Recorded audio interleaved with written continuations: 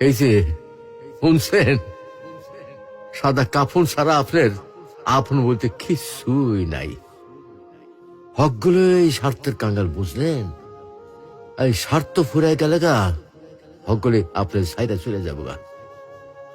আর যখন হকগুলি আপনার সাইডা যাইব, তখন দেখবেন আপনার এই সাদা কাফনই একমাত্র আপন হয়ে থাকবো। তা বা কয়দিন কন? আহারে জীবন, কিসের লাইগা এত কিছু করতেছি? এরই নাম কি জীবন?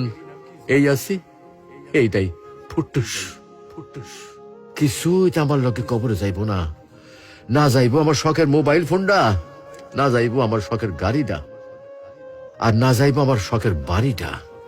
কিছুই সাথে যাইব না। এগুলা ভাববার মধ্যে কি আর সময় হয় আমাগর? আমরা কত ব্যস্ত, তাই না? আহারে জীবন, জীবন।